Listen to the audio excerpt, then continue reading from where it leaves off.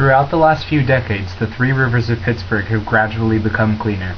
Nature has once again found a foothold in the river, and Pittsburgh residents can once again enjoy the waters for recreation in the forms of fishing, boating, and swimming.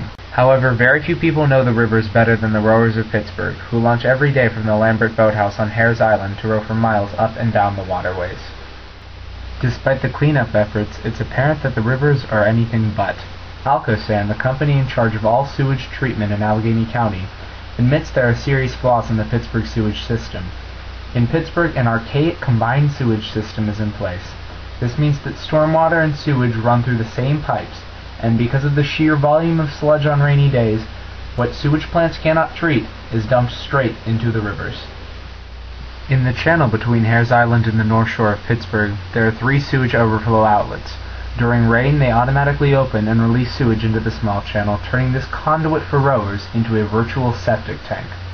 After showers or a thunderstorm, we rowers find ourselves spending time wiping off the bottom of our shells, which are covered in a thick, slimy scum that is really sewage runoff. So this problem is personal. We deal with it every day. We understand the rivers and how they behave and want to preserve them for future generations. However, fixing the problem is a whole different story. Costs to fix Pittsburgh's sewage system could reach $3 billion, and without funding, Alcosan is unable to update the sewers. Since the federal government will not help shoulder the cost, the Environmental Protection Agency has allowed Pittsburgh's sewage system to stay in place, although they are hopelessly outdated and dirty, not to mention illegal. So what are the current long-term plans for Pittsburgh's sewage system? Alcosan cites a consent decree that they reached with the Environmental Protection Agency, the Pennsylvania Department of Environmental Protection, and the Allegheny County Health Department in January 2008. The document outlines a comprehensive plan to fix Pittsburgh's combined sewage overflow problem by 2026, with 2 options. The first would be to construct large treatment facilities that would capture and treat all dry and wet weather sewage. The second option allows Alcosan to treat all dry weather flow, capture 85% of all combined sewage system flow, and treat all wet weather flow with the best practical technology. Alcosan's website brags that the consent decree requires a comprehensive regional planning effort unlike anything Alcosan has ever undertaken in the past. When complete, the Regional Long-Term Wet Weather Control Plan will be the largest public works project ever completed in Allegheny County. Until the consent decree is implemented, however, critics of the Pittsburgh sewage system remain vocal. The process of blending is at the heart of the debate. Blending, which refers to the mixing of partially treated sewage with treated sewage, allows plants to deal with the massive influx of water on rainy days.